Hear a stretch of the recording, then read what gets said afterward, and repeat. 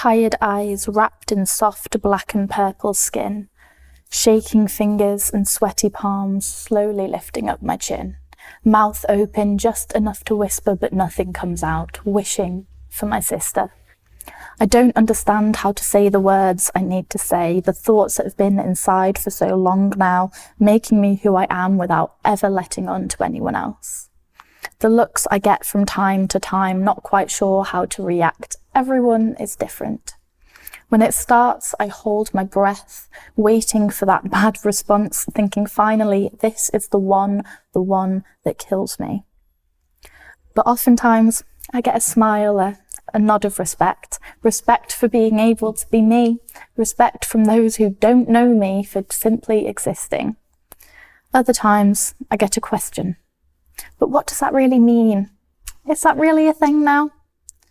The worst so far are those who pretend to know me better than I know myself, telling me I'm confused, that I haven't decided yet. Those who don't even wait for me to finish two genders. I ignore them, knowing that they're wrong, but knowing that they think they're right. They think that just because they can't understand my fluidity, that it can't exist, that without recognition from the whole world, I'll simply disappear.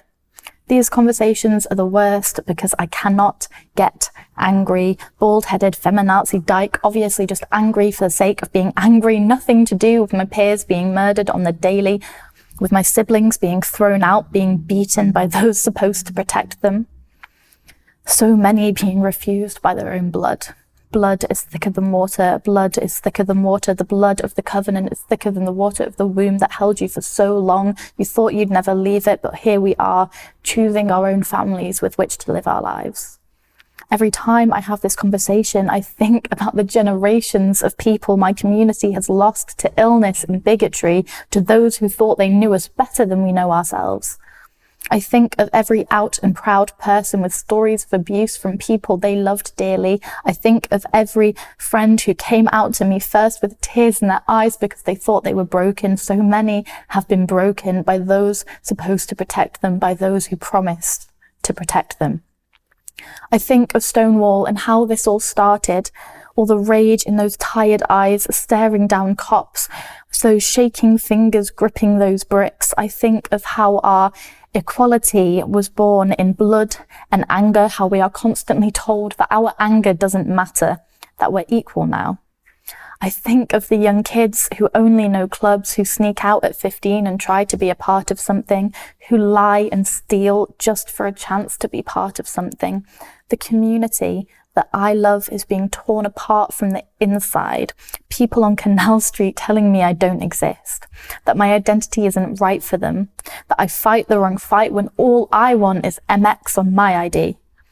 I want to be recognized as real by the media and my neighbors. I want to be part of something. Our first Pride was a riot, I scream in the street. 50 years on and still the L's and the G's tell us that we don't exist, even though we fought this fight for them.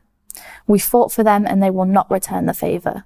So their first Pride 50 years ago was a riot. We went down kicking and fighting, and now we will rise again, eyes tired from staring down those supposed to protect us, fingers shaking as we throw our first brick.